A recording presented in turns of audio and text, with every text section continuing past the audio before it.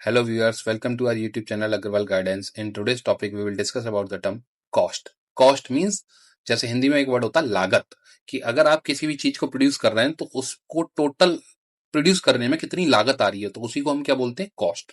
तो यहाँ definition term में अगर हम देखें तो in business in accounting cost is a monetary value that has been spend by a company in order to produce something. इसका मतलब क्या है, बिजनेस और अकाउंटिंग की लैंग्वेज में हम कॉस्ट किसको बोलते हैं, मॉनेटरी वैल्यू को that has been spend by a company, जो कि किसी कंपनी ने खर्च की है किस चीज के लिए, in order to produce something, किसी चीज को प्रोड्यूस करने में।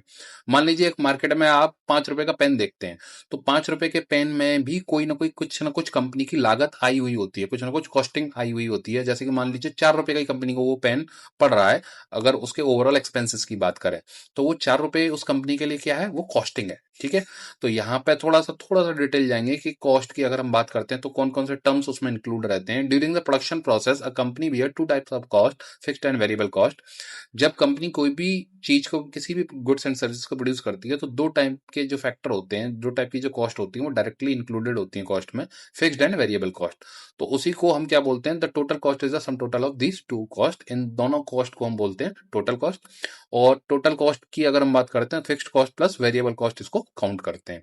तो सबसे पहले हम आज यहाँ पर डिस्कस करेंगे, अभी समझने के लिए टोटल कॉस्ट को हम लास्ट में डिस्कस करेंगे, सेकंड और थर्ड लास्ट पे। पहले हम डिस्कस करेंगे कि फिक्स्ड कॉस्ट क्या है और वेरिएबल कॉस्ट क्या है।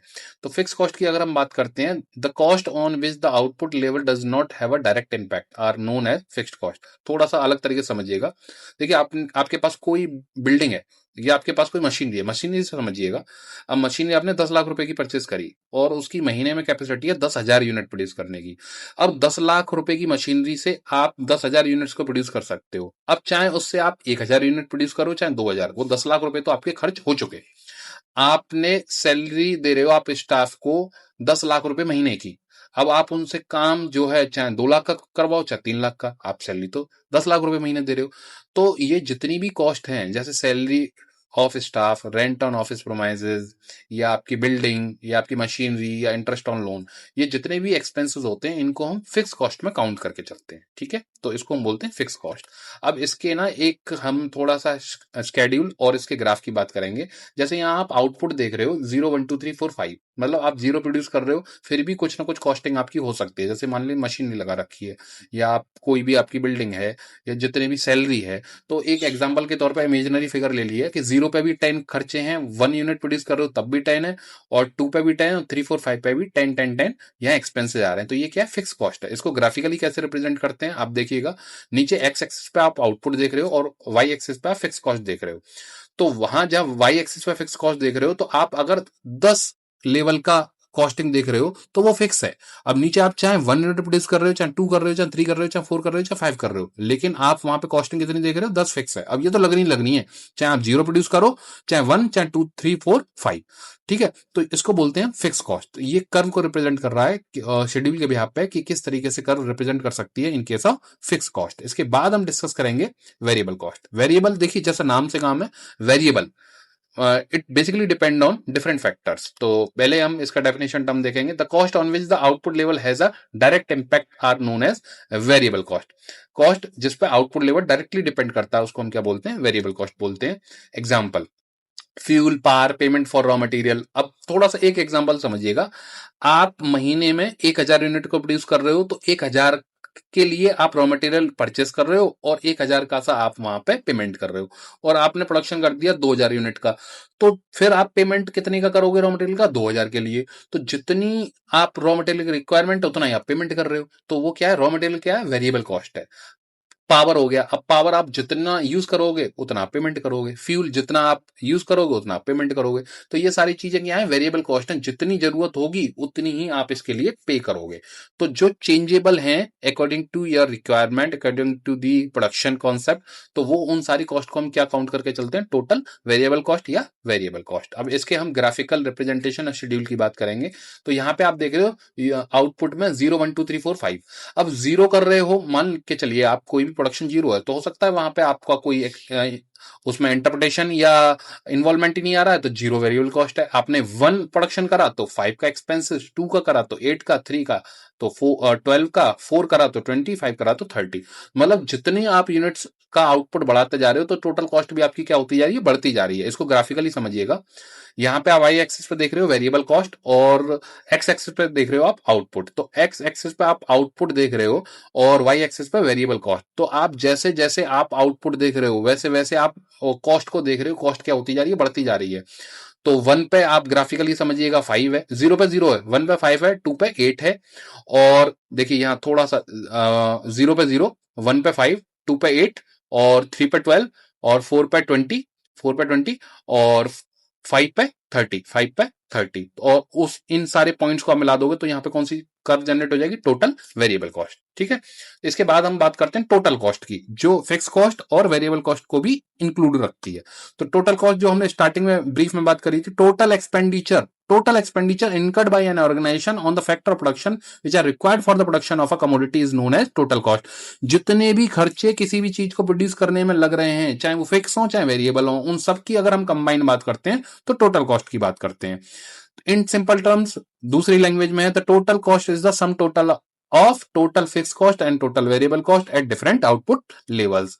Total cost equals to total fix cost plus total variable cost. इसको भी हम शेड्यूल और ग्राफिकल से दोनों समझेंगे। पहले थोड़ा सा आप यहां देखिएगा, ये वही वाली वैल्यूज हैं।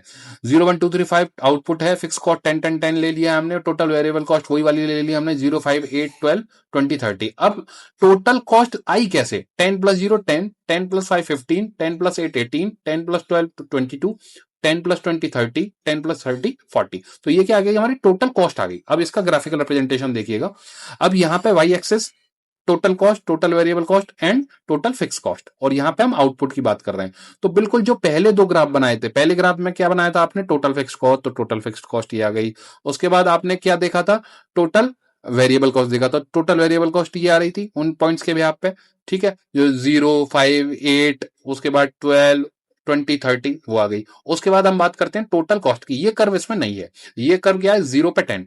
अब यहाँ 0 पे कितनी है, 10। उसके बाद 1 पे 15, तो 1 पे 15, 2 पे 18, 2 पे 18, उसके बाद 3 पे 22, 3 पे 22 और 4 पे 30, 4 पे 30 और 5 पे 40, 5 पे 40। तो ये कॉस्ट कौन सी जनरेट होगी, टोटल कॉस्ट। तो ये ग्राफ क्या रिप्रेजेंट कर रहा है कि किस तरीके से टोटल कॉस्ट, किस तरीके से टोटल वेरिएबल कॉस्ट, किस तरीके से टोटल फिक्स कॉस्ट एक ही ग्राफ में रिप्रेजेंट हो सकती हैं, और यहां पे ये टोटल कॉस्ट को रिप्रेजेंट कर रहा है। ठीक है, इसके बाद हम बात करते हैं एवरेज कॉस्ट की। देखिए एवरेज कॉस्ट क्या है, it refers to the cost per unit of output, per unit of output की ये कॉस्टिंग को रिप्रेजेंट करता है। It is obtained by dividing total cost by total output. किस तरीके से, average cost equals to total cost upon quantity, और यहाँ पे फुल फॉर्म लिखी हुई है, TC total cost, AC average cost और Q equals to quantity of output. बिल्कुल सिंपल तरीके का एग्जांपल समझिएगा। If total cost of producing 1000 unit is ₹5000, अगर 100 यूनिट्स को, यहाँ यूनिट की स्पेलिंग में एरर है, आप इसको ध्यान रखिएगा, UNITS है। अगर 1000 यूनिट्स 5000 रुपीज की प्रोड्यूस हो रही हैं तो एवरेज कॉस्टिंग क्या है, 5000 अपॉन 1000। तो यहां पे ₹5 पर यूनिट क्या है, मतलब अगर आपने 5000 रुपए में 1000 यूनिट प्रोड्यूस कर रहे हो, ठीक है, तो एवरेज कॉस्टिंग की बात करोगे तो 5000 अपॉन 1000, तो ये क्या आ गया, ₹5 पर यूनिट। तो ₹5 पर यूनिट क्या है, वो एवरेज कॉस्टिंग है, वो क्या है, एवरेज कॉस्टिंग है। ठीक है, ये ध्यान रखिएगा, इससे ये पता चल गया कि आपकी जो एवरेज कॉस्टिंग आ रही है पर यूनिट की, वो क्या आ रही है, ₹5 पर यूनिट। इस एग्जांपल से आप इसको समझ सकते हैं। उसके बाद आता है मार्जिनल कॉस्ट। मार्जिनल कॉस्ट क्या है, additional cost. Marginal cost is the cost of producing one additional unit. एक एडिशनल यूनिट प्रोड्यूस करने पे आपकी कॉस्टिंग पे क्या इंपैक्ट आ रहा है। एग्जांपल समझिएगा, बहुत सिंपल एग्जांपल है, पहले भी हम कहीं डिस्कस कर चुके हैं इसको। Total cost of producing 100 units is ₹5000। 100 units produce हो रही है 5000 रुपीज की, and 101 units is producing is ₹5030। 100 units 5000 रुपए की, 101 यूनिट 5030 रुपए की। तो इसका मतलब क्या है कि आप एक एडिशनल जब यूनिट प्रोड्यूस कर रहे हो तो आपको 30 रुपीज एक्स्ट्रा पे करने पड़ रहे हैं, मतलब 30 रुपीज की एक्स्ट्रा कॉस्टिंग आ रही है।